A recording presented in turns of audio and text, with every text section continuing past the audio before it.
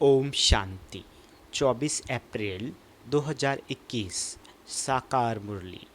शिव बाबा कहते, मीठे बच्चे, अभी तुम ऐसी दुनिया के मालिक बनते हो जहाँ कोई हद नहीं। योग बल से सारे विश्व की रजाई लेना ये भी वंडर है। प्रश्न, ड्रामा के किस बंधन में बाप भी बांधा हुआ है? उत्तर, बाबा कहते, मुझे तुम बच्चों के सम्मुख आना ही है। मैं इस बंधन में बांधा हुआ हूँ। जब तक मैं ना आऊँ तब तक मुझा हुआ सूत सुलझ नहीं सकता। बाकी मैं तुम्हारे पर कोई कृपा व आशीर्वाद करने नहीं आता हूँ। मैं कोई मरे हुए को जिंदा नहीं करता। मैं तो आता हूँ तुम्हें पतित से पावन बनाने। गीत, तुम्हें पाके हमने जहाँ पा लिया, जमी तो जमी आसमां पा लिया। ओम शांति। बाबा कहते, गीत के अक्षर सुन करके तुम बच्चों के रोमांच खड़े हो जाने चाहिए, क्योंकि सम्मुख बैठे हैं। सारी दुनिया में भल कितने भी विद्वान पंडित आचार्य है, कोई भी मनुष्य मात्र को ये पता नहीं कि बेहद का बाप हर 5000 वर्ष बाद आते हैं। बच्चे ही जानते हैं। बच्चे कहते भी हैं, जैसा हूँ बाबा बाबा कहते, बच्चे कहते भी हैं, जैसा हूँ वैसा हूँ, तुम्हारा हूँ। बाप भी ऐसे कहते हैं, जैसे हो वैसे हो, मेरे बच्चे हो। तुम भी जानते हो, वह सब आत्माओं का बाप है। सब पुकारते हैं, बाप समझाते हैं, देखो रावण का कितना परछाया है। एक भी समझ नहीं सकते कि जिसको हम परमपिता परमात्मा कहते हैं, फिर पिता कहने से खुशी क्यों नहीं होती है। ये भूल गए हैं, वह बाबा ही हमें वर्षा देते हैं। बाप खुद ही समझाते हैं। ये इतनी सहज बात भी कोई समझ नहीं सकती। बाप समझाते हैं, यह तो वही है जिसको सारी दुनिया पुकारती है। ओ खुदा, हे राम, ऐसे पुकारते पुकारते प्राण छोड़ देते हैं। यहाँ वह बाप तुमको पढ़ाते हैं। तुम्हारी बुद्धि अब वहाँ चली गई है। बाबा आया हुआ है।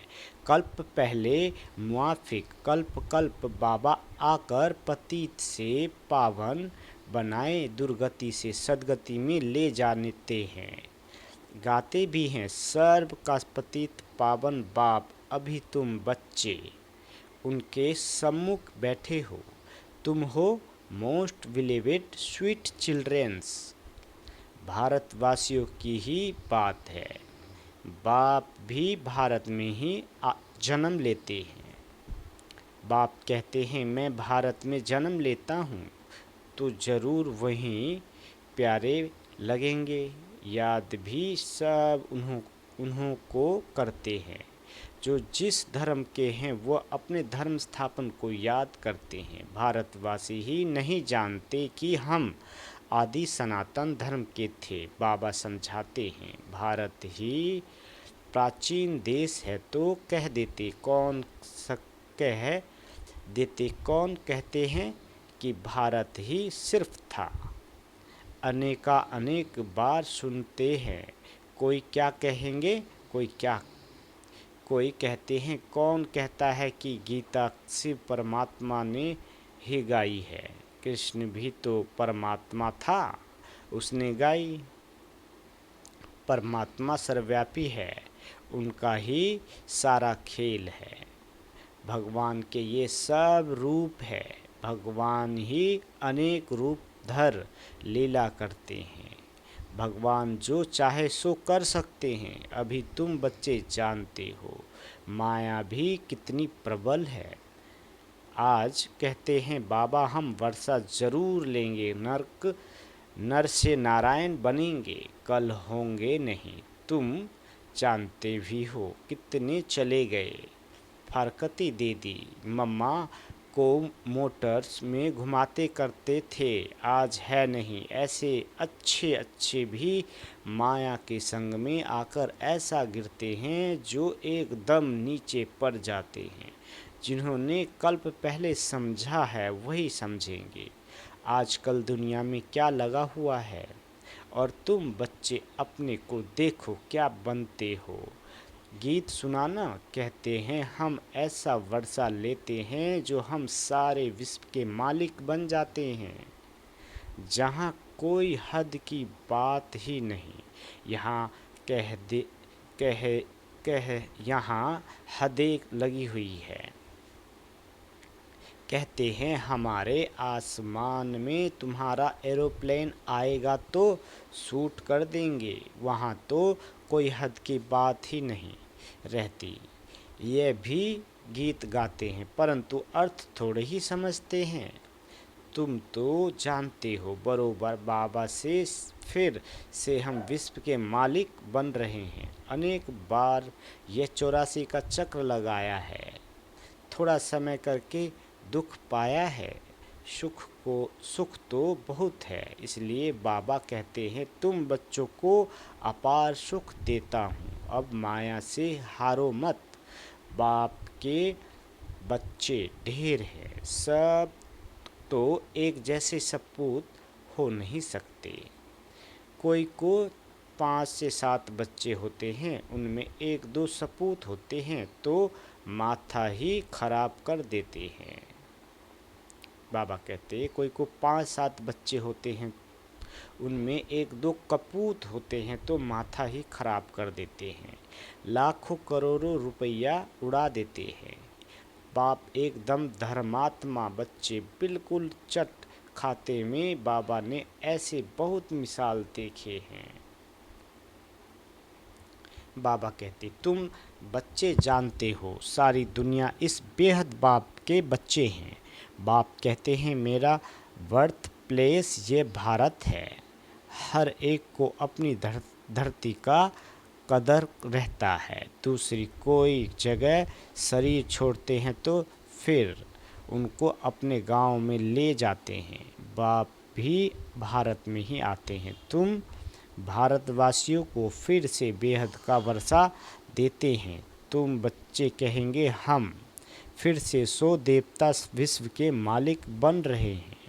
हम मालिक थे, अब तो क्या हाल हो गया है, कहाँ से कहाँ आकर पड़े हैं। 84 जन्म भोगते भोगते ये हाल आकर हुआ है। ड्रामा को तो समझना है ना, इसको कहा जाता है हार और जीत का खेल। भारत का ही ये खेल है, इसमें तुम्हारा पार्ट है। तुम ब्राह्मणों का सबसे ऊंचते ऊंच पार्ट है। इस ड्रामा में तुम सारे विश्व के मालिक बनते हो, बहुत सुख भोगते हो। तुम्हारे जितना सुख और कोई भोग नहीं सकते। नाम ही है स्वर्ग, यह है नर्क। यहाँ के सुख कांग विष्टा समान है। आज लखपति है, दूसरे जन्म में क्या बनेंगे कुछ पता नहीं, थोड़े ही है। यह है ही पाप आत्माओं की दुनिया।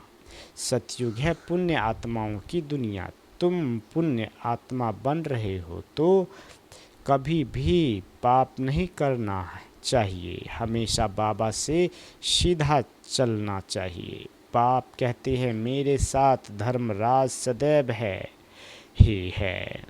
द्वापर से लेकर सतयुग त्रेता में मेरे साथ धर्मराज नहीं रहता। द्वापर से तुम मेरे अर्थ दान पुण्य करते आ रहे हो, ईश्वर अर्पण करते हैं ना। गीता में श्री कृष्ण का नाम डालने से लिख दिया है श्री कृष्ण अर्पण। रिटर्न देने वाला तो एक बाप ही है, इसलिए श्री कृष्ण अर्पण कहना रांग है, ईश्वर अर्पण कहना ठीक है। श्री गणेश अर्पण कहने से कुछ भी मिलेगा नहीं, फिर भी भावना का कुछ न कुछ देता आया हूँ सबको। मुझे तो कोई जानते ही नहीं है। अभी तुम बच्चे ही जानते हो। हम सब कुछ शिव बाबा को अर्पण कर रहे हैं। बाबा भी कहते हैं हम आए हैं आपको 21 जन्म का वर्षा देने, अभी है ही उतरती कला। बाबा कहते रावण राज्य में जो भी दान पुण्य आदि करते हैं पाप आत्माओं को ही देते हैं। कला उतरती ही जाती है, करके कुछ मिलता भी है तो भी अल्पकाल के लिए। अब तो तुमको 21 जन्म के लिए मिलता है। उनको कहते हैं राम राज, ऐसे नहीं कहेंगे, वहाँ ईश्वर का राज है। राज तो देवी देवताओं का है। पाप कहते हैं मैं राज नहीं करता हूँ। तुम्हारा जो आदि सनातन देवी देवता धर्म था, जो अब प्राय लोप है, सो अभी फिर से स्थापन हो रहा है। बाप तो कल्याणकारी है ही। उनको कहा जाता है सच्चा बाबा। तुमको सच नॉलेज दे रहे हैं। अपनी और रचना के आदि मध्य अंत की बाबा तुमको बेहद की हिस्ट्री ज्योग्राफी सुनाते हैं। कितनी ज़बरदस्त कमाई है। तुम चक्रवर्ती राजा बनते हो। उन्होंने फिर वह हिंसा व चक्र दे दिया है। असूल यह है ज्ञान का चक्र, परंतु यह ज्ञान तो प्रायलोप हो जाता है। तुम्हारे यह मुख्य चित्र है। एक तरफ त्रिमूर्ति, दूसरी तरफ झाड़ और चक्र। बाबा ने समझाया है, शास्त्रों में तो कल्प की आयु लाखों वर्ष लिख दी है। सारा सूत ही मुझा हुआ है। बाप के सिवाय कोई से सूत सुलझ नहीं सकता। बाप सम्मुख खुद आए हैं, कहते हैं मुझे ड्रामा अनुसार आना ही पड़ता है। मैं इस ड्रामा में बंधा हुआ हूँ। यह हो नहीं सकता कि मैं आऊँ ही नहीं। ऐसे भी नहीं कि आकर मरे हुए को जिंदा कर दूँ या कोई को बीमारी से छुड़ा दूँ। बहुत बच्चे कहते हैं बाबा हमारे पर कृपा करो, लेकिन यहाँ कृपा आदि की बात नहीं है। तुमने मुझे इसलिए थोड़े ही बुलाया है कि आशीर्वाद करो, हमें कोई घाटा ना पड़े। तुम बुलाते ही हो, हे पतित पावन आओ, दुख हरता सुख करता आओ। शरीर के दुख हरता तो डॉक्टर लोग भी होते हैं। मैं कोई इसलिए आता हूँ क्या? तुम कहते हो ना, नई दुनिया स्वर्ग के मालिक बनाओ व शांति दो। ऐसे नहीं कहते कि हमको बीमारी से आकर अच्छा करो। हमेशा के लिए शांति व मुक्ति तो मिल ना सके। पाठ तो बजाना ही है। जो पीछे आते हैं उनको शांति कितनी मिलती है। अभी तक आते रहते हैं। इतना समय तो शांति धाम में रहे ना। ड्रामा अनुसार जितना पाठ है वही आएंगे। पाठ बदल नहीं सकता। बाबा समझाते हैं शांति धाम में तो बहुत बहुत आत्माएं रहती है जो पिछारी में आती है। यह ड्रामा बना हुआ है। पिछारी वालों को पिछारी में ही आना है। ये झाड़ बना हुआ है। ये चित्र आदि जो बनाए हैं सब तुमको समझना है। और भी चित्र निकलते रहेंगे। कल्प पहले मिसल ही निकलेंगे। 84 का विस्तार झाड़ में भी है, ड्रामा चक्र में भी है। अब फिर सीढ़ी निकालनी है। मनुष्य तो कुछ भी जानते नहीं, बिल्कुल ही जैसे बुद्धू है। अब तुम बच्चों की बुद्धि में है परम पिता परमात्मा जो ज्ञान का सागर शांति का सागर है, वह हमको इस तन द्वारा पढ़ा रहे हैं। बाप कहते हैं मैं आता ही उनमें हूँ जो पहले पहले विश्व का मालिक था। तुम भी जानते हो बरोबर, हम भी ब्रह्मा द्वारा ब्राह्मण बनते हैं। गीता में तो ये बातें है नहीं। बाप कहते हैं ये खुद भी खुद ही नारायण की पूजा करने वाला था। ट्रेन में वे मुसाफरी करते गीता पढ़ते थे। मनुष्य समझेंगे यह तो बड़ा धर्मात्मा है। अभी वह सब बातें भूलते जाते हैं। फिर भी इसने गीता आदि पढ़ी है ना। बाबा कहते हैं मैं ये सब जानता हूँ।